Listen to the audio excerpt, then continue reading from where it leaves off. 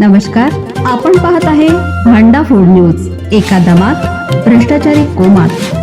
Social media, कर्जबाजारी, गुन्हेगारी, सट्टेबाजी, चोरी, मटका, जुगार, दारू, सावकारशाही, न्यायाच्या प्रतीक्षेत प्रशासन. भांडा फूड न्यूज. एका दमात भ्रष्टाचारी कोमात. हा केवळ ट्रेलर आहे आणि ऐकलं नाही तर गोळ्या छातीत घातल्या जातील, बॉलिवूडला धमकी.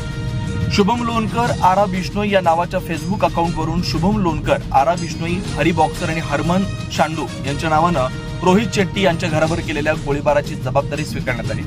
पोस्टमध्ये कामात हस्तक्षेप करू नका असं अनेकदा सांगितलं, पण ऐकलं नाही. हा केवळ ट्रेलर आहे आणि ऐकलं नाही तर गोळ्या छातीत घातल्या जातील म्हणत बॉलिवूड उद्योगालाही धमकी देण्यात आली. आपली पद्धत बदला, नाहीतर तुमची अवस्था बाबा सिद्दीकी यांच्यापेक्षा वाईट होईल. ज्यांना मी फोन केलाय त्यांनी सरळ मार्गाने यावं, नाहीतर लपण्यासाठी जागाही उरणार नाही, असं पोस्टमध्ये म्हटलंय. पोस्टचा शेवट एकच होता, एकच आहे आणि एकच राहील, लॉरेन्स बिश्नोई ग्रुप, असं नमूद करण्यात आलंय. या पोस्टमुळे यामागं बिश्नोई गँगचं कनेक्शन समोर येत आहे. त्यानुसार तपास सुरू असल्याचं एका वरिष्ठ अधिकाऱ्याने सांगितलंय. बॉलिवूड दिग्दर्शक रोहित शेट्टी यांच्या जुहू येथील घरावर गुंडांनी शनिवारी रात्री गोळीबार केला. त्यानंतर मुंबई पोलिसांनी घटनास्थळी धाव घेत तपास सुरू केला.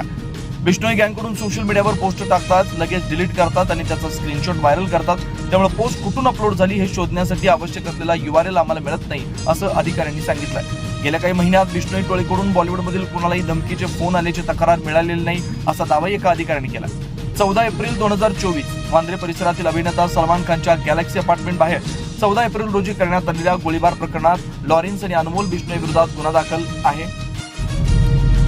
अनमोल बिश्नोईने सलमान खानच्या घराबाहेर गोळीबार केल्याच्या घटनेची जबाबदारी स्वीकारलेली होती. त्यानंतर त्याच्याविरुद्ध लुकआउट नोटीस जारी करण्यात आली होती. 12 ऑक्टोबर 2024 वांद्रे पूर्वेकडील खेरनगर परिसरात बाबा सिद्दीकी यांच्यावर गोळ्या झाडून हत्या करण्यात आली. या प्रकरणात बिश्नोई गँगचा सहभाग समोर आला होता. याशिवाय प्रसिद्ध गायक सिद्धू मुसेवाला हत्या प्रकरणातही त्यांचा सहभाग आहे.